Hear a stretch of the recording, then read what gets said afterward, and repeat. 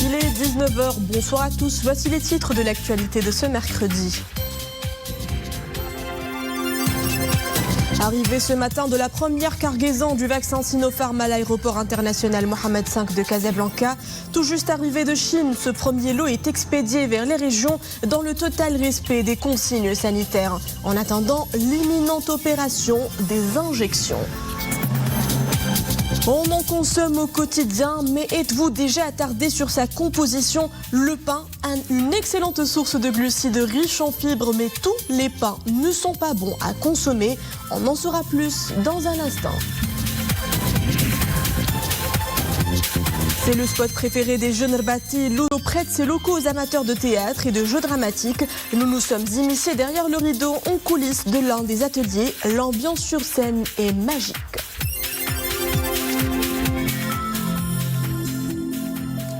Avec les plus grands soins, la première cargaison du vaccin Sinopharm a atterri aujourd'hui sur le tarmac de l'aéroport international Mohamed V de Casablanca. En provenance de la Chine, les précieux caissons contenant les premières fioles à vaccin ont été expédiées aujourd'hui même vers l'ensemble des régions du royaume. L'acquisition de ce vaccin intervient conformément aux hautes directives de Sa Majesté le roi Mohamed VI pour lancer une campagne de vaccination nationale à grande échelle. Khalid Azdoun, Mohamed Laroui et Nisrina Ousdar.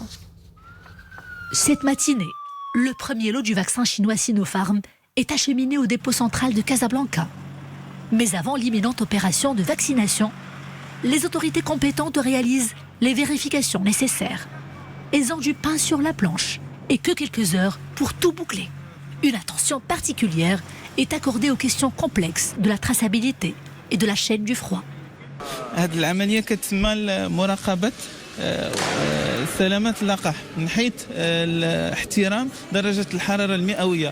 l'heure où je vous parle, nous sommes au stade du contrôle des lots reçus dans le total respect des consignes sanitaires, notamment celles relatives à la température. Un suivi rigoureux est réalisé de bout en bout. Il s'étale sur toutes les étapes d'acheminement. Viendra ensuite la phase de contrôle des doses vaccinales elles-mêmes, opération où il est question de vérifier le numéro de fabrication, les codes communiqués par les fournisseurs, mais également les dates de validité. Une fois toutes ces étapes validées, les lots reçus cette matinée seront acheminés vers les 4 coins du royaume. L'opération est prévue pour aujourd'hui même, un gros défi logistique, informatique et humain. On a mis en place un dispositif qui est à la pointe de la dernière technologie d'information pour assurer la traçabilité du vaccin à tous les niveaux. Donc on est capable de tracer les produits, le conditionnement, la température, même la géolocalisation du produit. Et cela s'est fait en partenariat avec plusieurs organismes, plusieurs sociétés du secteur privé, notamment les transporteurs, les sociétés qui sont dans le développement informatique, parce qu'on a développé un système d'interface pour que tout le monde soit au même niveau d'information. Le vaccin Sinopharm a déjà montré son efficacité. Il ne présente aucun effet secondaire potentiel, comme en attestent les données précliniques et cliniques. Et l'expédition vers les différentes régions du royaume se poursuit pour les lots du vaccin AstraZeneca réceptionnés plus tôt par le royaume vendredi dernier. La province de Bni Mellal, en l'occurrence, a reçu avant-hier soir ses premières doses du vaccin suédo-britannique, un acheminement qui se fait selon un process précis et dans des conditions de haute sécurité avant la redistribution sur les vaccinodromes provinciaux. Voyons comment dans ce reportage d'Abdelhamid Djibran, Zakaria Moukinbillah et Yassine Mourafiq. Au centre hospitalier régional de Bni Mellal, aussitôt réceptionné, les premières doses du vaccin anti-Covid AstraZeneca sont stockées. Des frigos sont mis à disposition pour conserver les fioles à vaccin dans une température variant entre 2 et 8 degrés, en attendant leur distribution sur l'ensemble des centres de vaccination de la région. Nous avons déterminé 266 stations de vaccination avec plus de 900 points de vaccination. Et nous avons déterminé aussi 507 équipes de vaccination qui vont couvrir ces stations et ces points de vaccination. Dans les différents centres concernés, les préparatifs vont bon train. Ici, au centre de santé Ouled Hamden de Bni Mellal, les équipes médicales et paramédicales sont fin prêtes. La logistique n'est pas en reste. Les dispositions nécessaires sont prises par les autorités compétentes pour réussir cette campagne de vaccination. Aujourd'hui, on est prêt à accueillir toutes les personnes qui sont inscrites et non inscrites pour la campagne de vaccination Covid-19 qui va avoir lieu très prochainement, Inch'Allah. Tout le personnel du centre est prêt pour cette opération. Au niveau national, 2880 établissements de soins de santé primaires ont été désignés. La vaccination s'effectuera en 2 doses pour chaque personne, avec un intervalle minimum de 3 à 4 semaines entre les 2 injections. La population cible est évaluée à 33 millions d'habitants. Bilan Covid-19 à présent, 890 nouveaux cas confirmés pendant ces dernières 24 heures, sur un total d'un peu plus de 13 477 tests réalisés. 1358 nouvelles rémissions depuis hier 18h et 20 décès. Le nombre des cas actifs s'élève à 13 995. Quant à celui des cas sévères ou critiques, il cumule à 772. 95 cas ont été admis en réanimation ces dernières 24 heures. 63 patients sont sous intubation. Le variant britannique du Covid-19 plus contagieux a été détecté dans 70 pays, soit 10 de plus qu'au 19 janvier, annonce aujourd'hui l'Organisation mondiale de la santé. Le variant sud-africain poursuit aussi sa propagation. Il est désormais présent dans 31 pays et territoires, soit dans 8 pays de plus. Le variant brésilien a quant à lui été signalé dans 6 nouveaux pays, soit 8 au total. Des études sont en cours partout dans le monde pour déterminer les raisons de la plus forte contagiosité du variant britannique, mais l'incertitude règne encore sur son niveau de dangerosité. Le 22 janvier, le Premier ministre britannique Boris Johnson a annoncé que le variant britannique semblait être aussi plus mortel. Mais des scientifiques ont noté que les données qui concluent à une létalité du variant anglais de 30 à 40% supérieures par rapport au virus classique sont limitées. Les résultats sont préliminaires et d'autres analyses sont nécessaires pour corroborer ces conclusions, indique l'agence de l'ONU dans son bulletin.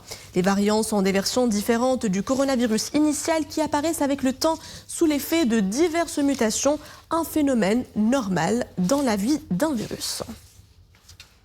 Il est un incontournable de tous nos repas. On en consomme matin et soir. Je vous parle du pain. Cet aliment omniprésent sur nos tables. Si le pain d'orge ou le pain complet sont plébiscités pour leur valeur nutritionnelle, qu'en est-il de celui qu'on retrouve entassé dans les étals des commerces? Sa composition laisserait à désirer, selon la Fédération marocaine des droits du consommateur. Éclairage dans ce reportage de Wafa Yarkoubi, Abdillah Mouzahim et Nisri El-Hamdaoui. Nous sommes de grands consommateurs de pain. Sur la table des Marocains, cet aliment trône matin, midi et soir. Mais très souvent, cette denrée n'est pas faite maison. Les ménages ont-ils une idée sur la composition de ce pain commercial?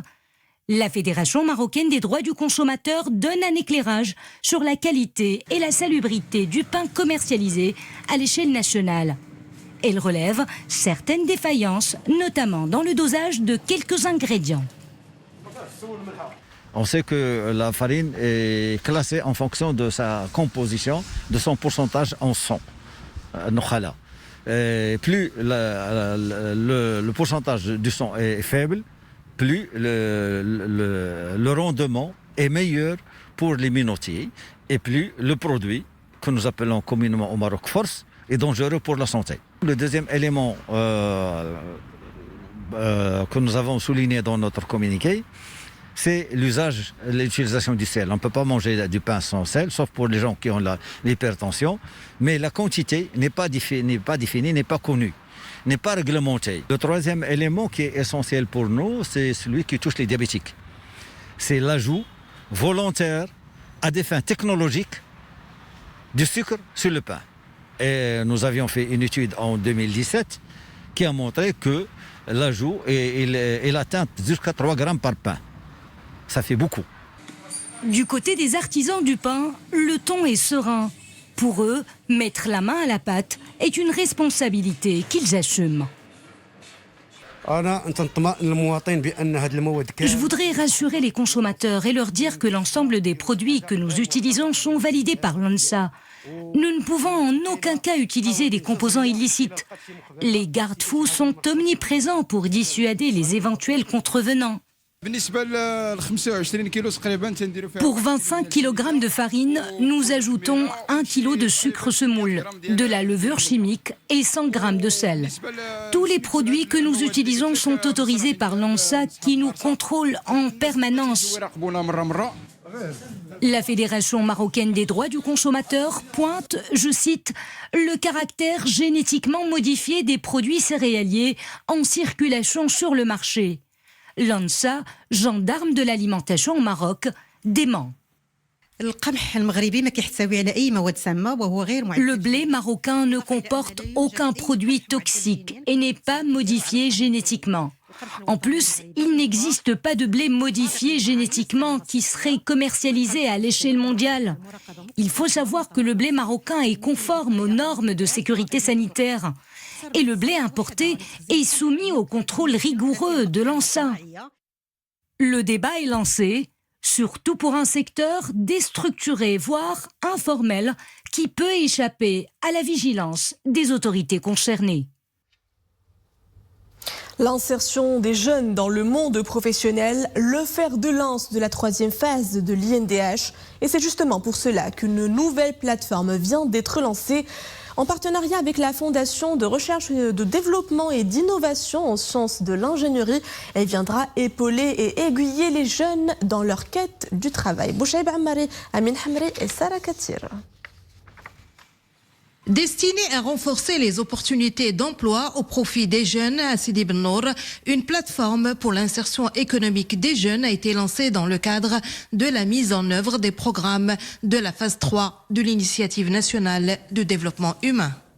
Effectivement, la plateforme des jeunes de Sidi Ben Nour est une initiative ou bien c'est un projet qui fait partie donc du programme 3 relatif à l'amélioration du revenu et l'inclusion économique des jeunes de l'INDH dans sa 3e phase qui est venue avec une vision nouvelle, une vision novatrice qui vise le capital humain, que ce soit par la totalité des 4 projets et particulièrement le projet 3 qui est une innovation. Il s'agit de favoriser l'esprit entrepreneurial auprès de cette catégorie sociale par le biais d'une nouvelle génération de projets. Sidi Ben Nour est en pleine expansion et développement et sa jeunesse a besoin d'une telle plateforme qui va les aider à créer des projets novateurs.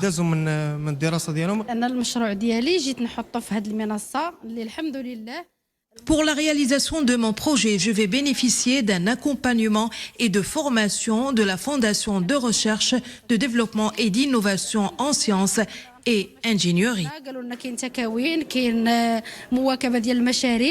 L'initiative encourage les jeunes de la province à valoriser les produits du terroir et à développer les capacités créatives des jeunes de la région. Un réveil sous le choc ce matin pour les habitants de Derbjran de Casablanca. Le bruit de l'éboulement d'une maison de 3 étages a résonné à travers toute l'ancienne Médina. L'affaissement de ce bâtiment menaçant ruine et inoccupé a provoqué l'effondrement partiel d'un immeuble voisin. Un incident qui en rappelle d'autres. Les services de la protection civile ont réussi à repêcher une personne coincée sous les décombres. Nos équipes se sont rendues sur le lieu de l'incident. Le reportage est de Sarah Katir, Ahmed Ziane et Reda Fedjah. Depuis des années, cet immeuble de 3 étages à l'ancienne Médina de Casablanca, précisément à Derbjran, était évacué et menacé ruine. Aujourd'hui, tôt le matin, la bâtisse a cédé et s'est effondrée, provoquant l'effondrement partiel d'un immeuble voisin.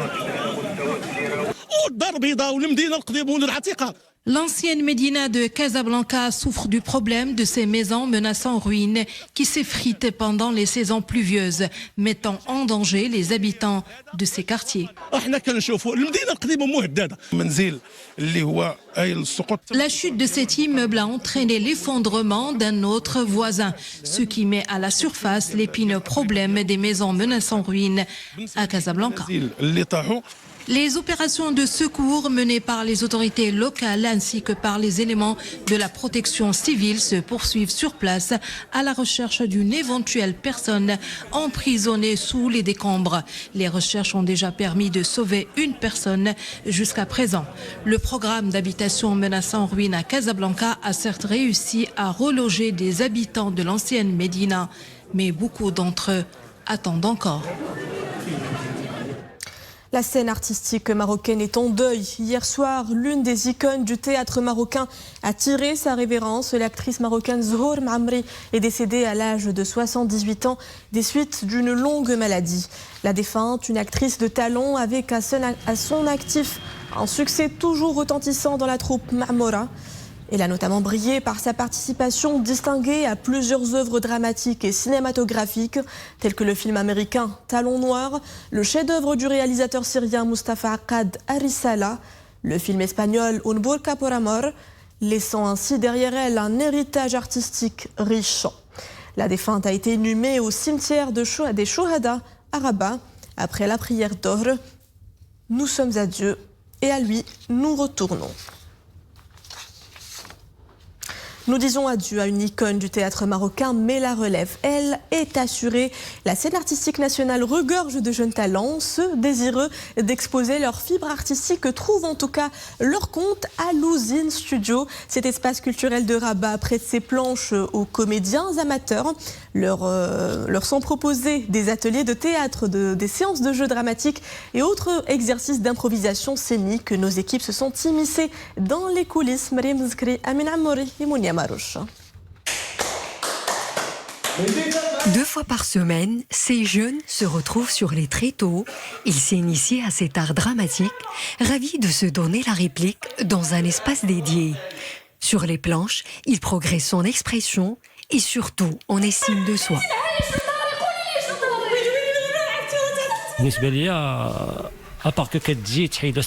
Le théâtre a changé énormément de choses dans ma vie. Maintenant, je prends facilement la parole en public. J'extériorise toute énergie négative et je gère très bien mon stress.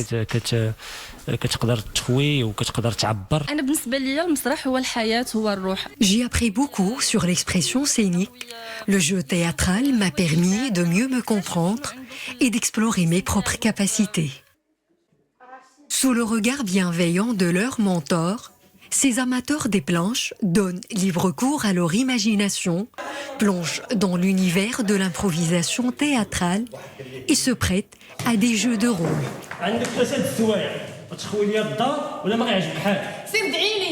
C'est bien.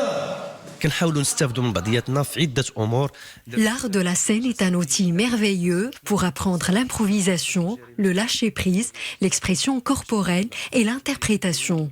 Grâce à ces cours, ces jeunes ont pu se développer sur le plan personnel et professionnel. C'était un rêve pour nous de contribuer à faire partager l'art et la culture, à donner l'occasion aux jeunes de venir explorer l'environnement de l'art en général, à construire leur personnalité à travers des activités culturelles et artistiques. Le théâtre n'est pas seulement du texte et de la mise en scène, c'est surtout de l'émotion, de la passion et de la transmission. Des graines de comédiens qui pourraient éclore et révéler de vrais talents. Bonne chance à nos comédiens et c'est ainsi que prend fin cette édition. Merci à vous de l'avoir suivi. L'info revient à 21h avec le journal Raïsia.